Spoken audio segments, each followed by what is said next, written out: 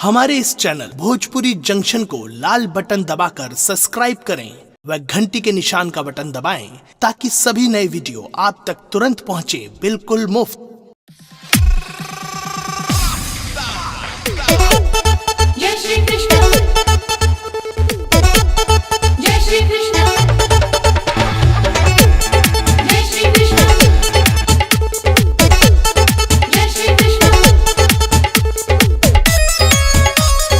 आप सुन रहे हैं गंगा कैसेट की प्रस्तुति।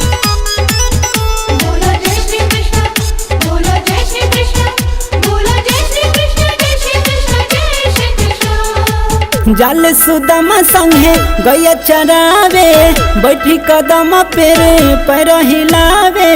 राधा के याद जब आवे, कन्हैया जी मुरली बजावे। राधा के आगे जब आवे, कन्हैया जी मुरली बजावे। जाल सुदामा संगे गया चरावे, बैठी कदम पेरे पैर हिलावे। राधा के याद जब आवे, कन्हैया जी मुरली बजावे। राधा के आगे जब आवे, कन्हैया जी मुरली बजावे।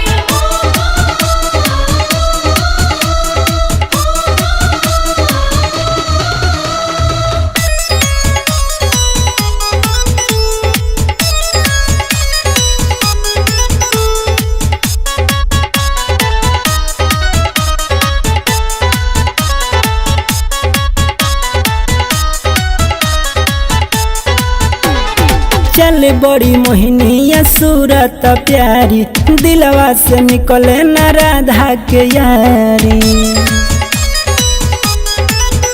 हाँ चल बड़ी मोहिनिया सूरत प्यारी, दिलवा से निकले न राधा के यारी। गोपियन के संगे देखी जमुना के तीरे, चुप से जाले गोविंद धीरे धीरे की।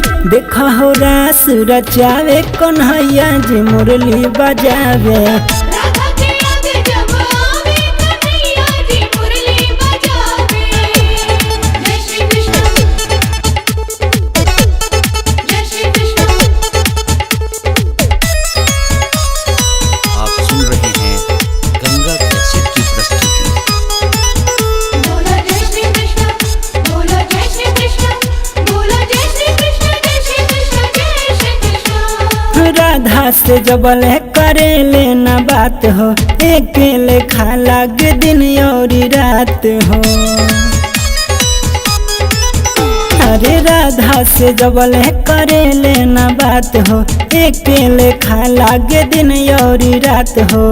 रहिया नीरखी देखी आँख लोराइल, ना जाने कहाँ बारी राधा भुलाइल के। राधा बिना ना कुछ भावे, कन्हैया जी मुरली बजावे। राधा के आगे जब आवे, कन्हैया जी मुरली बजावे। जाल सुदामा संगे गया चरावे, बैठी कदम पेरे पैर हिलावे। राधा के याद जब आवे, कन्हैया जी मुरली बजावे। राधा के आगे जब आवे, कन्हैया जी मुरली बजावे। राधा के आगे जब आवे, कन्हैया जी मुरली बजावे। राधा के आगे जब आवे, कन्हैया जी मुरली बजावे। राधा के आगे जब आवे, कन्हैया जी मुरली बजावे। हमारे इस चैनल भोजपुरी जंक्शन को लाल बटन दबाकर सब्सक्राइब करें व घंटी के निशान का बटन दबाएं ताकि सभी नए वीडियो आप तक तुरंत पहुंचे बिल्कुल मुफ्त।